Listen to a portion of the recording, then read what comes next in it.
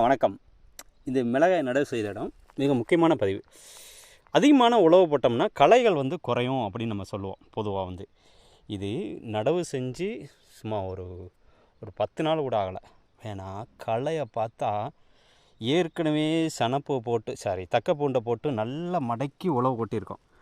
நல்லா மடக்கி உழவு ஓட்டி நல்ல களையெல்லாம் நல்லா வளர விட்டு ஓட்டியிருக்கோம். அப்படி இருந்தும் களையை பார்த்தா 10 நாளைக்குள்ளேயே களை பிணைஞ்சிருக்கு. இதெல்லாம் 10 நாளைக்குள்ளே மடக்கி உழவு ஓட்டின இடத்துலையே களைகள் அவ்வளோ வந்திருக்கு.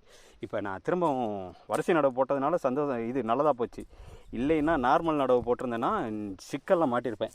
களை எடுக்கிறதுக்கு மட்டும் சுமார் ஒரு 150 ஆளுக்கு மேலே விடுற மாதிரி ஆயிரும். ஏன்னா 5 முறைக்கு மேலே களை எடுக்கிற மாதிரி இருக்கும். அப்படி களை எடுக்கும்போது இது எல்லாமே அருகு, கோரை, சாரணத்தி, நித்திய கல்யாணி, இது மூல நோய்க்கு தேவைப்படும் துத்தி, வெண்டையில் ஒரு சில, அதாவது காட்டு வெண்டை, இது காட்டு வெண்டை, இப்படி நிறைய களைச்செடிகள் நிறைய வந்திருக்கு. இதெல்லாம் கொஞ்சம் ஒரு கொக்கி முள், அதாவது ஒரு களைச்செடி. இது ஒரு களைச்செடி. இது நாட்டு மருத்துவத்துலேயும் பயன்படுத்துவாங்க. இதெல்லாம் ஒரு கொடி வகை.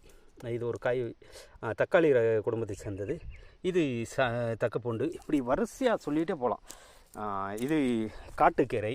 இப்படி ஏகப்பட்டது. அதிக உழவு போட்டு களையை கட்டுப்படுத்தும் அப்படின்னு நானும் வீடியோ கொடுத்துருக்கேன். முழுக்க உண்மை இல்லை. ஏன்னா மண்ணை பொறுத்து தான் மாறுபடுது. அதிகமான களை இருந்து உழவு போட்டு களைச்செடியெல்லாம் வளர விட்டு திரும்பவும் களைகள்லாம் அதிகமாக வளருது. அதனால் மண்ணில் வளமாக இருக்கிறத பொறுத்தும் அதில் களை வருடம் ஏதாவது விவசாயம் பண்ணிக்கிட்டே இருந்து களை எடுத்துகிட்டே இருந்தால் மட்டும்தான் களைகளை கட்டுப்படுத்த முடியும். இல்லைன்னா வாய்ப்பேச்சு இந்த நடைமுறைக்கு உகந்தது இல்லை.